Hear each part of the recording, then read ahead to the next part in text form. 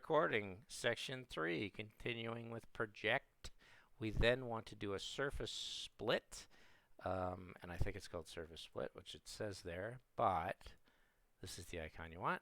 We're going to take this geometry, and we're going to split these curves, and we're probably going to do a dispatch, because we only want one side of it. Same thing always. And then we can choose which side we want as a surface container. I think I'm getting very good at teaching this. Teach containers. Get people what they want. See over there? Just what you want. And then we're going to have to loft a couple of things. Check this out.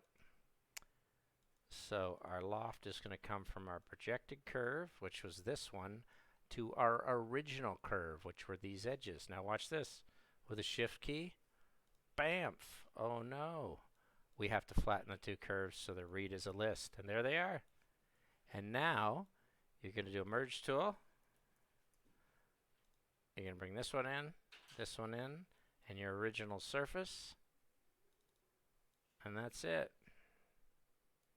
And you are ready to call that a brep closed. And what I'll probably do in the end is throw that through a join brep, just to have a watertight form. And there it is, and you are done. And there's all your information driving it, and you're able to input anything you want. And what's nice is if it isn't a third degree curve, and you want to start with something like up here, let me grab it. This little do-si-do, I'll just copy it because it's faster. You can see here, enable. You can go in, produce a polygon. You can do a polar array through it, a region union, and that will work if you bring it in so long as you rebuild the curve. And then that should actually become what you need. And because everything else is on, I just got to go back into here, turn this on the preview off, and there's your object. And now you've got a beautiful script that actually can not depend on these other curves. You've got something that can be based in a polyline, and you've got some nice finesse to change up shapes and have a nice form that goes to this point. Standard zoom extends all is probably going to be small. You got this shape, you got this one happening. This will look basically the same, and you got your top view. So there you go. Roll through, change up your forms. It's a nice, without this rebuild, you're kind of messed on what you do. Even if you go to this original one and I'll just show you here. If you don't use the rebuild tool and you just input this, and you go directly from the rebuild to here, you'll see that it becomes a kind of ugly twisted form like here, and it doesn't behave right.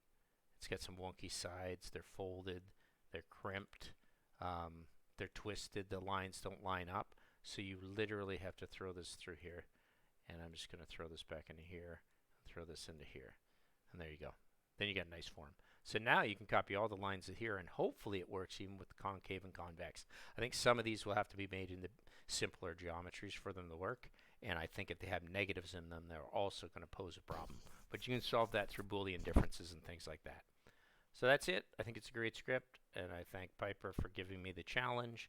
I went home, I figured it out. We've done it twice, and it's a wonderful little kernel of information, 054 Wickerson.